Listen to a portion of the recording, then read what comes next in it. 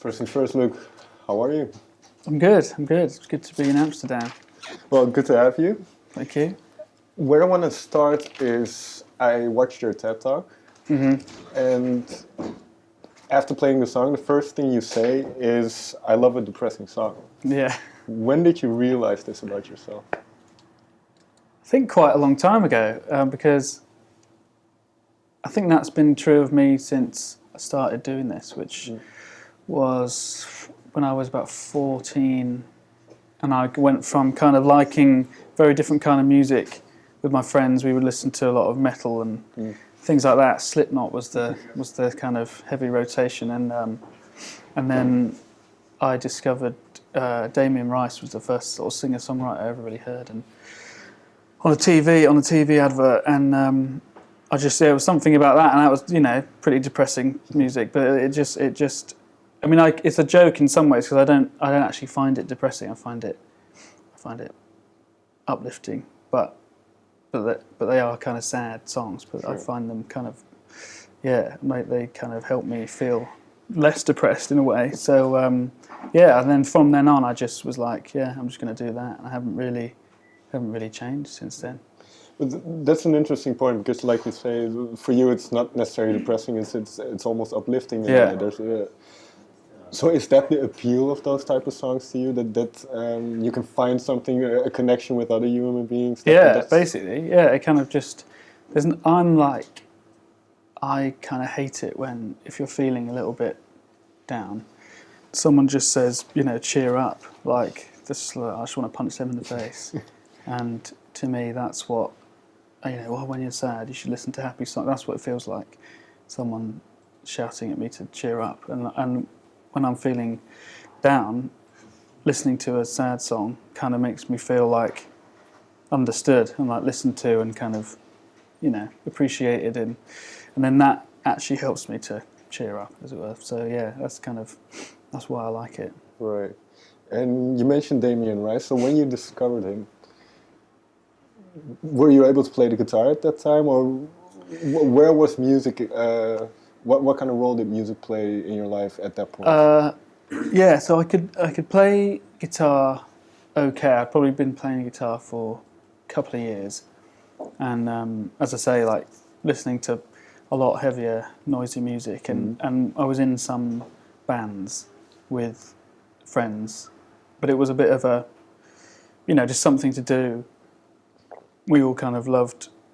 I don't think any of us really believed we were going to be in the music industry, as a career. It was just what we did back then, and then so like, I think something in me, when I discovered this kind of music, sort of it got its hooks in me, and I wouldn't say I knew right then and there that I was going to do it forever, but I knew that it meant something deeper then, and then I could I had enough skills on the guitar that I could like learn, because I basically just learned every Damien Rice song, and started doing gigs and talent shows and stuff, just doing Damien Rice covers basically, and so I've learnt a lot. I've kind of learnt chord shapes and stuff that I still play now that he played and things like that. So it was definitely a kind of music it meant something to me, but that really like made it mean a whole lot more.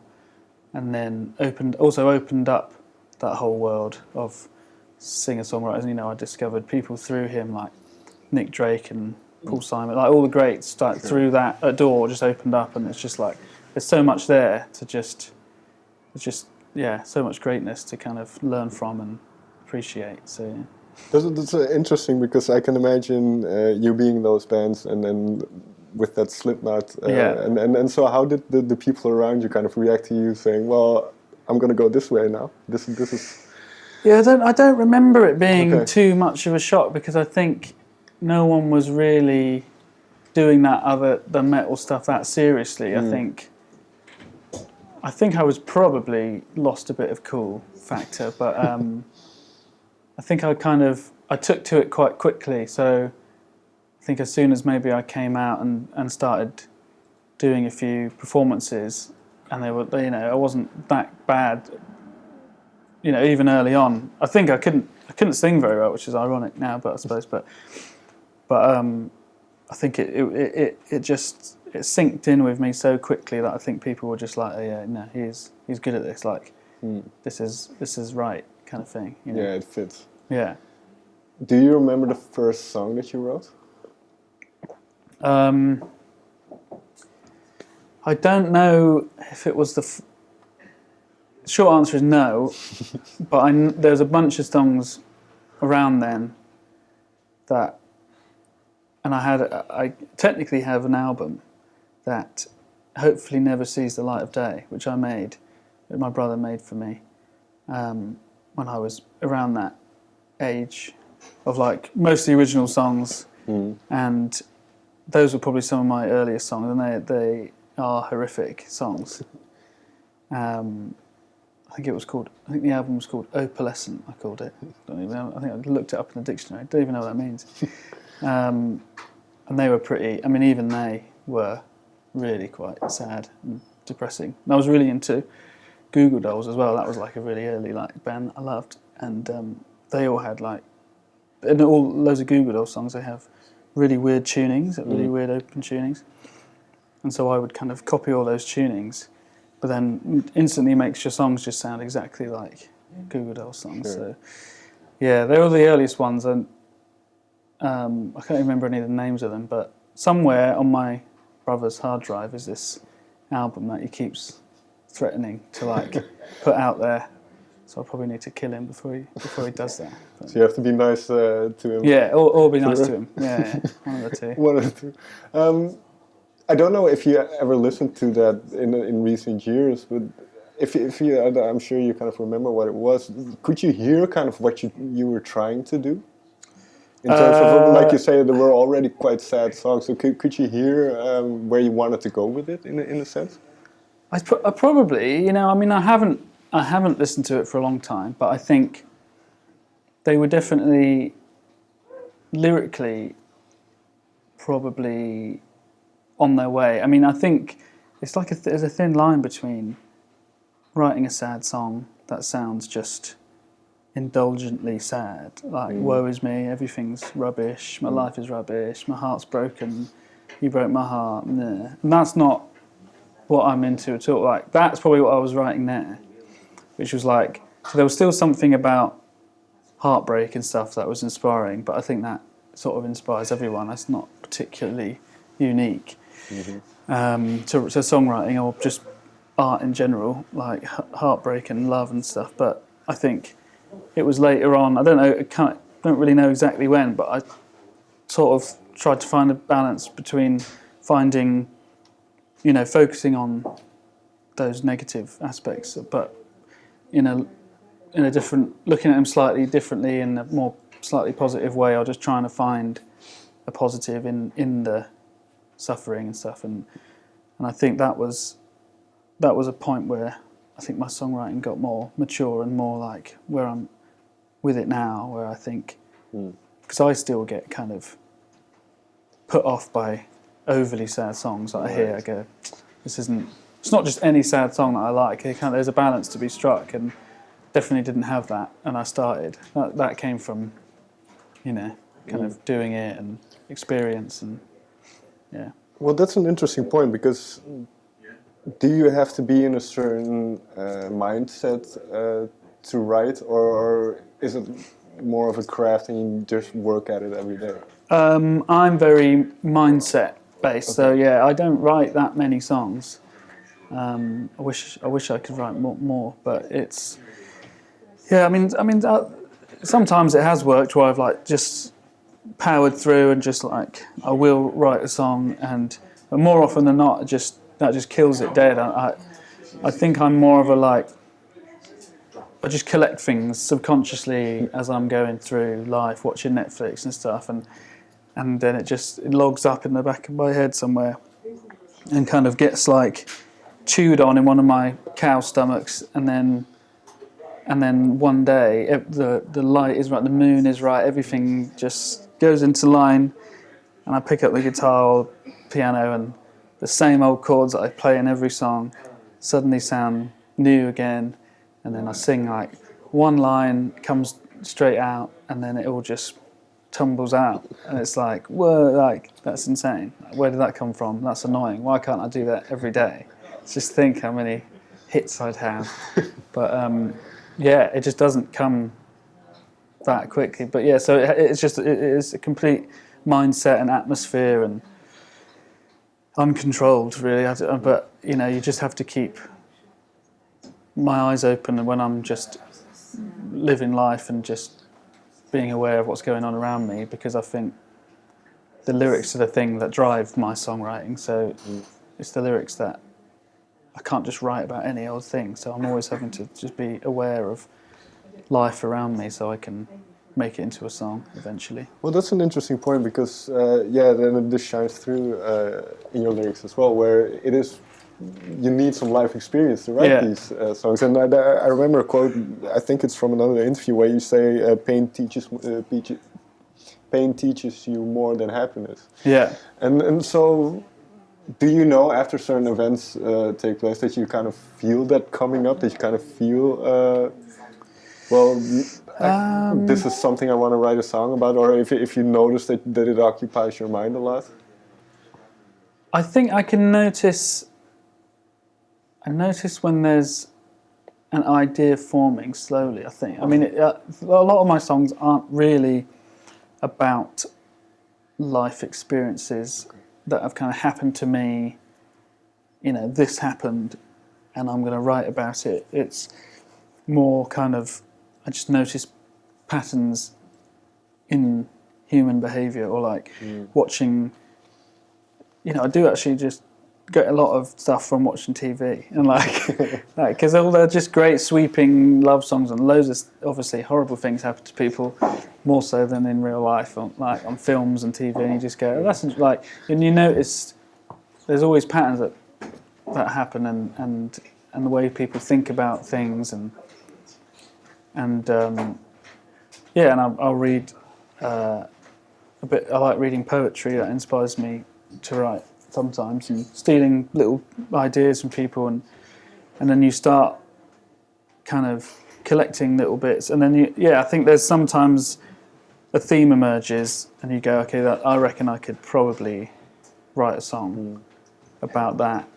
But you don't. But then again, it's not like I really think that. It's just, I definitely have noticed bits in the past where there's something churning, and then I've made a sort of decision to go, okay, I think it's ready for something to come out, and you go and get the guitar. But it's just so weird, man. It's so there's no rhyme or reason to it. It's just different every time, and sometimes I had no desire to, like, one of my newest songs, "The Last Day," which is like a song about imagining my last day alive. I had no desire to write that song. I wasn't thinking about that at all. I just was twinkling on the guitar, and then that one line just came out, "On the last day of my life," and I was just like, okay, well, there's like a song there. I just go, oh, that's okay, cool. Let's imagine that, and I just went with it and just imagined what that could be like, and then that was a song. So came out. I wanted to ask about that, because that kind of thought of thinking, in this case, the last day. How then do you? Well, let me ask it differently first, because your wife is here as well, and I can imagine some of the things that you write about can be about her or about real people around you. So how do you balance what you just mentioned, kind of looking at TV and then looking at people and your personal life, and how much of you put in there? Well, now I've said all that, what I've said, I will say there's also songs that are very, very autobiographical. And I think more so on this new album that's coming out, which is very, very much based around just my life. And I think that sometimes that's just because that's what I had to write about. You know, I think every time now that's the third album that's coming out in next year, or whenever it's coming out next. And I found them all harder and harder to write, because you kind of like, life gets not necessarily boring, but like comfortable, or as you get older, and you know, the patterns emerge, and there's sort of less crazy moments that you're just kind of coasting a bit. You can get to that level, but there's something interesting in that as well. I find interesting, like ordinary life, which I think we all pretty much like. Majority of humans just have a sort of fairly ordinary life, and finding the things in that are interesting, and the beauty and the magic in just ordinary life, and so this album is quite a lot of that. It's like, I'm married. We've been married half a decade, and it's like not a long time, but it's a long-ish time, and so there's a lot about that in the new album. And then we're moving to another country to live, and so there's some like songs about that and about kind of feeling scared a bit and excited, and so there's like really personal themes. And I think this album is actually the most personal one that I've put out. The songs that are already out, like The Last Day, is probably the least personal of all the songs, because that's quite hypothetical, really. But there are songs that are really explicitly about moving to Los Angeles, almost uncomfortably like explicit. And I wonder if anyone else will like necessarily like relate to them. But you just have to write what you kind of feel and go from there. But that idea then of moving to LA, is that part of what you mentioned just now, kind of noticing that thing, noticing those patterns and settling down almost, and that you want to get out of that comfort zone? Yeah, definitely. I think we got to a stage in life where we could start properly doing what everyone else does, which is, buy a house, have a kid, I don't know, do those things, and nothing wrong with those. And I think definitely in the future, but we're just like, should we do that, or should we just throw it all in and just have one last adventure? And not necessarily last adventure, but we've wanted to do something like live abroad, and we love it out there. And so it's definitely a kind of shaking up, and even just like in a meta way, like my song, I just really struggled to write this album, and I think part of it was just because I was just a bit numb in my life and where we live. I wasn't finding the stuff that I needed to. Like, there was just not enough good Netflix shows. I don't know what it is, but I have the same thing. I can't watch anything. So I've watched them all now. Just need something to shake out the comfort a bit, and a new thing. So that's massively part of it. Well, there's a line in Almost Gone where failure is a feature. If you're human, it's guaranteed. So is that part kind of taking a risk in a way to allow yourself in a way to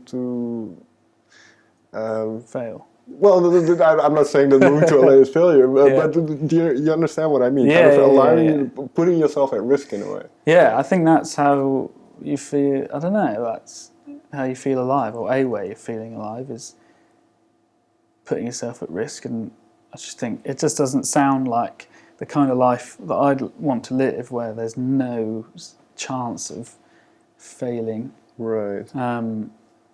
Because then there's no real chance of, like, I don't know, achieving anything that monumental. So I think they come hand in hand. And also there's nothing wrong with failing. And I think there's tons to be learnt from it every time. So I'm definitely scared of failing, but it's, I always have this thing where I'm like, kind of like it as well, in a way. Probably not that big a way, but a little way. I kind of understand that it's quite a good thing sometimes. Let me ask you this then, if you don't want to, if you can't really find an example, that's fine. But can you recollect a moment where you failed, where you learned from it quite a great deal, and then something? I mean, it's tricky to call it a failure, but I think my experience with my first label, on the major label, definitely didn't feel like a giant success. It felt like a risk, and that was one of the things where I sort of knew. Everyone knows the stories of signing to a big label and just floundering about, like losing your way a little bit. And I mean, it's not like it destroyed my career or anything. It started it, and I got a lot to be thankful for, but it wasn't enjoyable, and I definitely was disheartened by it. But I think it taught me, when you just sort of do something that you just know at the end of it wasn't who you are, you don't necessarily then know exactly who you are, but you know, okay, well that's not what I am. So you're kind of narrowing down on like your voice and who you want to be and what kind of artist you want to be. So I think it was actually quite helpful in chiseling off some of those things that I'm just not interested in doing. Even though at the time it wasn't a great experience, and you know, it coming to an end was a bit of a, even though I wasn't liking it, I think up to that point in my career anyway, everything had gone like steadily up, and then it was like come to the kind of moment of, you know, do they want to keep working with me, and you know, but essentially didn't, and it was like it was a big kind of the first big no and that I'd come to. But even though I didn't want to do it anyway, it still felt quite painful. At that point, like that specific point where you feel a bit disheartened, did you did you have doubts about your future in music? Oh yeah, I mean, I have those every day. Okay. But there was definitely more. So then, and because you know, there was like some comfort again with that. With you know, there was a big label, so there was money. It was good money in the bank from them and stuff. But I feel like I'd given away a lot for that, you know, financial security, and then it doesn't last forever anyway. And then, so there was definitely like, okay, I need to keep paying the bills, and do I get another label? What, you know, what? And it's all settled quite nicely now, and I think in a stronger place for it. So, but yeah, there were definitely loads of doubts, always doubts more than anything else.